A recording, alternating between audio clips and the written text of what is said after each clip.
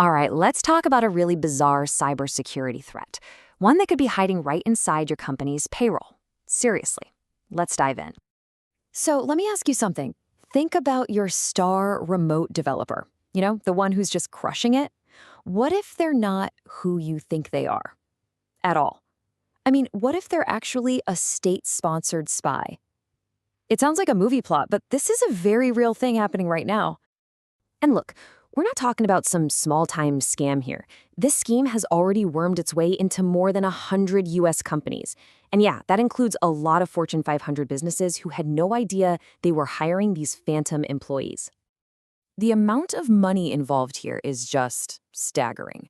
A single one of these workers can pull in up to $300,000 a year.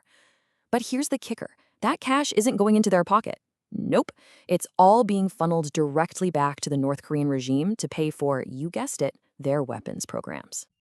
And it's not just about the salaries either. They're on the inside, right? So they abuse that access. In one case we know about, a team of these operatives got their company to trust them, and then, boom, they stole over $900,000 in virtual currency.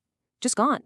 Okay, so you've got these super sophisticated, state-sponsored spies, right? How in the world are they getting caught? Well, ironically, it all comes down to a really common, almost embarrassingly simple mistake.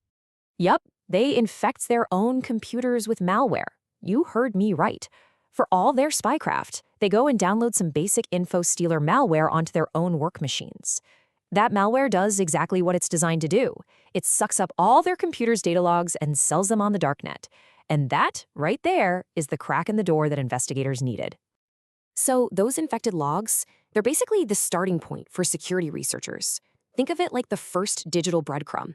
It allows firms like SpyCloud to start following a trail that begins with one infected computer and ends up exposing this huge international fraud ring. And the process they follow is pretty methodical. It's like detective work. First, they trace IP addresses from a VPN service that's really popular for getting around China's firewall. Then, they dig through the logs looking for tons of activity on job sites like Upwork or LinkedIn.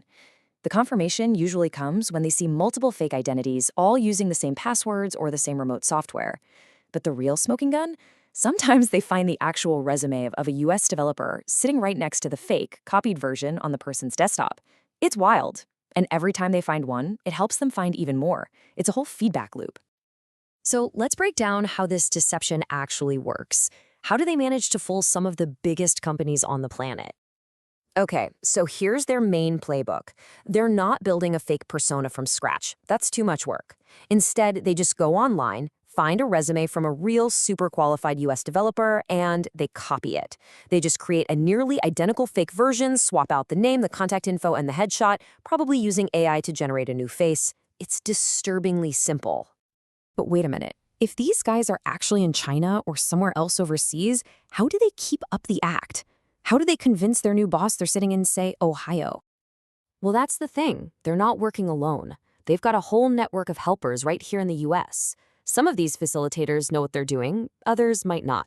But they're the ones doing the dirty work, setting up fake companies, getting the company laptops shipped to them and then forwarding them overseas, opening US bank accounts. They even run these things called laptop farms for remote access.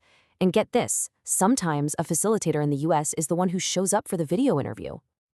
As you can imagine, all of this illegal activity did not go unnoticed. It's actually triggered a huge coordinated crackdown from law enforcement agencies across the US who are dead set on taking these networks down. And the message from the very top is crystal clear. The FBI's cyber division put it plainly. This isn't just your average fraud. This is a direct attack to steal from American companies and citizens, and it's all in support of the North Korean regime.